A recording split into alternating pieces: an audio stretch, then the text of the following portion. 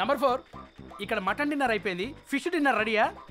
Number 4 చచ్చిపోయినా already. Oh my PUBG. I have to start new game. I think ఇక్కడ వాస్తు బాగాలేదనుకుంటా, వేరే దగ్గరికి వెళ్ళి ఆడతాను. నంబర్ 4 నంబర్ 2 ఉన్నావా? Number 2 where are you? I'm coming. రే నిజంగానే పెట్టేసేవేంట్రా? రే అమ్మాయే ఆఫర్ ఇచ్చాక పెట్టుకోకుండా ఎలా ఉంటావురా? నువ్వు మామూలుడివి కాదురా, మాయలోడివిరా.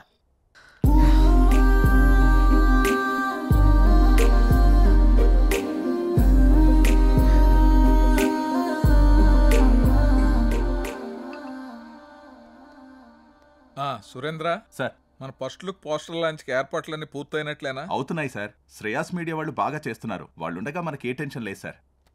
Hi sir. రాసిద్దు కూర్చో. ఏంటి ఎలా ఉన్నావు? బాగున్నాను సార్. సార్ ఇందులో మూవీ ప్రమోషన్కి సంబంధించిన కొటేషన్ ఉంది, మీరు ఫ్రీగా ఉన్నప్పుడు ఒకసారి చదవండి సార్. ఓకే సిద్ధు, మొన్న నువ్వు ప్లాన్ చేసిన ఇంటర్వ్యూకి చాలా మంచి రెస్పాన్స్ వచ్చింది. చాలా మంది డిస్ట్రిబ్యూటర్స్ ఫోన్ చేసి మేం కొంటాం అని అడుగుతున్నారు. బట్ నేను అమ్మదలుచుకోలేదు, ఎందుకంటే సినిమా బాగా వచ్చింది కదా, ఫోన్ రిలీజ్ చేద్దాం అనుకుంటున్నాను. ఎలాగైనా మీరే ఈ సినిమాని బాగా ప్రమోట్ చేసి పెట్టాలి. తప్పకుండా సార్, మా నుండి ఎంత చేయాలో అంత ఎఫర్ట్స్ పెడతాం. ఫస్ట్ లుక్ ఎప్పుడు అనుకుంటున్నారు సార్? నెక్స్ట్ వీక్ చేసేద్దాం. మా సురేంద్ర ఫస్ట్ లుక్ పంపిస్తాడు, అది రాగానే ప్రమోషన్ స్టార్ట్ చేద్దాం. ఓకే సార్, ఇంకా నేను బయలుదేరుతాను. ఉంటాను sir. Good luck. Thank you sir. ఇందు మూలంగా యావత్ సినీ అభిమానులకు తెలియజేయమనగా త్వరలో అయోధ్య సినిమా మన ముందుకు వచ్చేస్తుందా. సూపర్ డూపర్ హిట్ అయింది. మీకు అర్థమైందా? Thank you sir, thank you.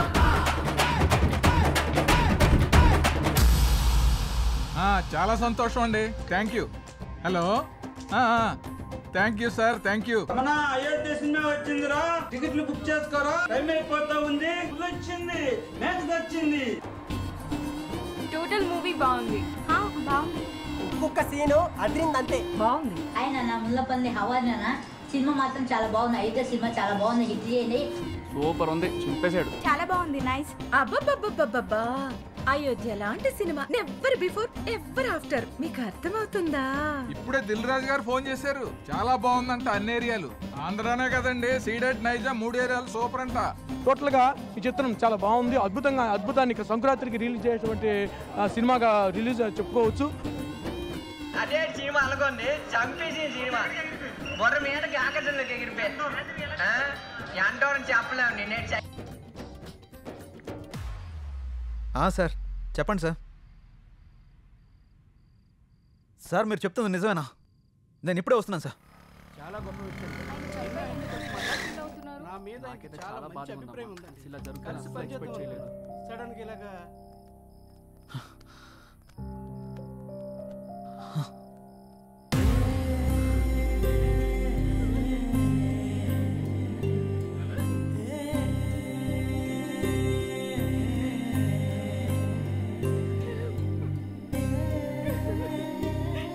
ఏం జరిగింది సార్? సూసైడ్ చేసుకున్నారు సిద్ధు. సూసైడా? ఎందుకు సార్? సినిమా రిలీజ్ అయిన రోజే హెచ్డి ప్రింట్ పైరసీ బయటకు వచ్చేసింది. ఇప్పటి వరకు కనీసం 50 లక్షల మంది డౌన్లోడ్ చేసుకుని ఉంటారు. ప్రింట్ బయటికి రావడంతో థియేటర్కి జనాలు రావడం మొత్తం తగ్గిపోయారు. రిలీజ్ అయిన 2వ రోజే మొత్తం కలెక్షన్స్ అన్ని పడిపోయాయి. పైగా అయోధ్య సినిమా కోసం ఆయన 200 కోట్లు అప్పు చేశారు సిద్ధు. అప్పుల వాళ్ళు ఫోన్ల పైన ఫోన్లు చేశారు. అప్పులు ఎలా తీర్చాలో తెలియక, సినిమా పరిస్థితి ఏంటో అర్థం కాక ఆయన సూసైడ్ చేసుకున్నారు.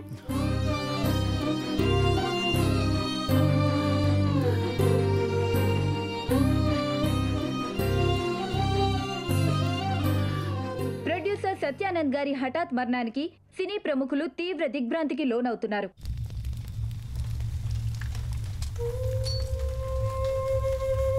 మనం పోయినా మన సినిమా ఎప్పుడు బ్రతికే ఉండాలి. నా ఊపిరి ఉన్నంత వరకు సినిమాలు తీస్తూనే ఉంటాను, సినిమాలు తీస్తూనే పోతాను. పదరా రే, అందరూ వెళ్ళిపోయారా? పదరా. అంత మంచి మనిషి ఇంత సడన్గా చనిపోవడం ఏంట్రా? సినిమా మంచి హిట్ అయింది, అంతా బాగానే ఉంది అనుకునే టైంలో అసలు ఈ పైరసీ ఏంట్రా? అసలు ఆ సినిమా బయటికి రాకపోయింటే ఆయనకి డబ్బులు వచ్చేవి, ఆయన బతికేవాడు కదరా. అంతేరా, మార్నింగ్ రిలీజ్ అయిన సినిమాని మధ్యాహ్నం లోపల పైరసీ చేస్తున్నారా? ఈ ఒక్క సినిమానే కాదురా, ఇంతకు ముందు అత్తారింటికి దారి, గీతా గోవిందం, టాక్సీ వాలా, ఇలా ఒకటేంటి రిలీజ్ అయిన ప్రతి సినిమాని పైరసీ చేస్తారు. చెప్తాను. చూసేవాళ్ళు చేసేవాళ్ళు అందరూ బాగానే ఉన్నారు, కానీ తీసేవాళ్ళు ఇలా అయిపోతున్నారు. ఇన్ని రోజులు నాకు ఏదో చేయాలన్న వెళుతుండేది, కానీ ఇప్పుడు నాకేం చేయాలో క్లారిటీ వచ్చింది. దీని వెనకాలన్న ఏ ఒక్క నా కొడుకుని వదిలిపెట్టేదే లేదు.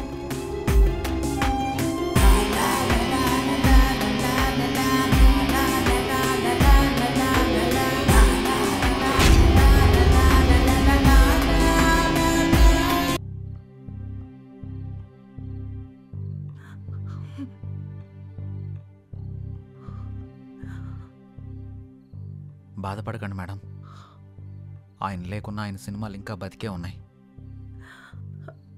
మా ఆయన చిన్నప్పటి నుండి నాకు బాగా తెలుసు. 10 ఏళ్ల వయసున్నప్పుడు సినిమా మీద అభిమానంతో థియేటర్లో సినిమా టికెట్లు ఇచ్చే పని చేసేవారు. ప్రతిరోజు సినిమా చూడొచ్చు అని. ఆయన తీసిన మొదటి సినిమా ఫ్లాప్ అయ్యాక మనకి సినిమాలు కలిసి రావు అని నేనెంత చెప్పినా వినకుండా ఉన్నదంతా అమ్మేసి రెండో సినిమా తీసి సక్సెస్ అయ్యారు. 350 కోట్లతో సినిమా తీస్తాను అన్నప్పుడు ఎందుకండి రిస్క్ అని అడిగాను.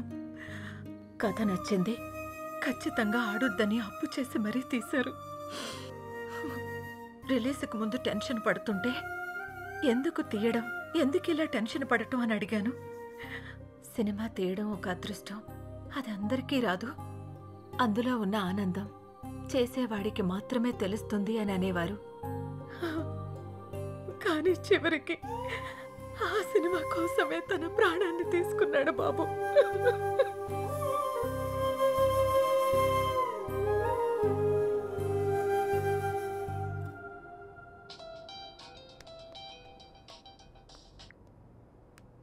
హలో చెప్పరా.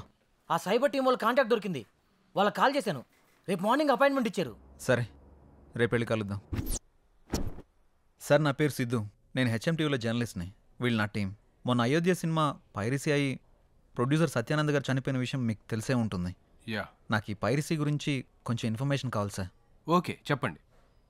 అసలు ఈ పైరసీ ఎలా జరుగుతుంది సార్? ఈ పైరసీ అనేది పెద్ద మాఫియా. ఇది చాలా రకాలుగా జరుగుతుంది. ఈ థియేటర్స్తో లింకులు పెట్టుకొని వాళ్ళు థియేటర్లో రికార్డ్ చేసి దాన్ని వెబ్సైట్లో అప్లోడ్ చేస్తారు. కానీ ఇప్పుడు కొత్త టెక్నాలజీ వాడుతున్నారు.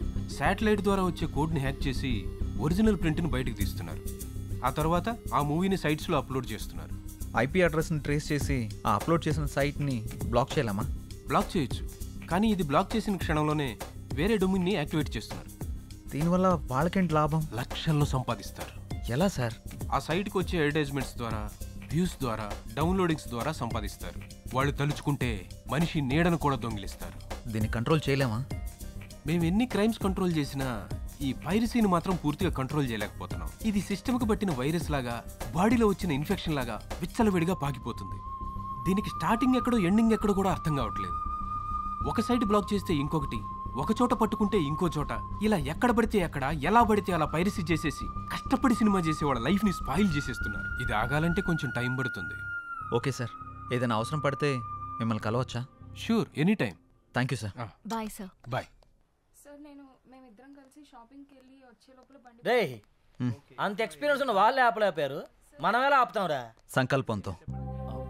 రావణాసురుడు సీతను ఎత్తికెళ్ళిపోయాక సీత పోతే పోయిందని రాముడు ఊరుకున్నాడా? హనుమంతుడి సాయంతో రావణాసురుడిని చంపి మరీ సీతను తెచ్చుకున్నాడు.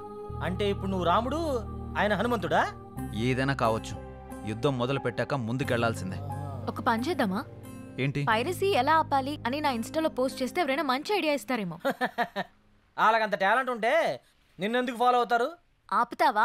నా ఫాలోవర్స్ లో 2000 పైగా డాక్టర్స్, 20,000 పైగా ఇంజనీర్స్, 30,000 పైగా ఎంప్లాయీస్ ఉన్నారు తెలుసా? అబ్బో, పెద్ద కౌశల ఆర్మీ ఉందిగా. ఇప్పుడు అవన్నీ కాకుండా దీన్ని ఎలా ఆపాలో ఆలోచిద్దాం. ఓకే, నువ్వు ట్రై చెయ్యి. నీకేం హెల్ప్ కావాలన్నా నేను చేస్తా. Thank you. పదండి.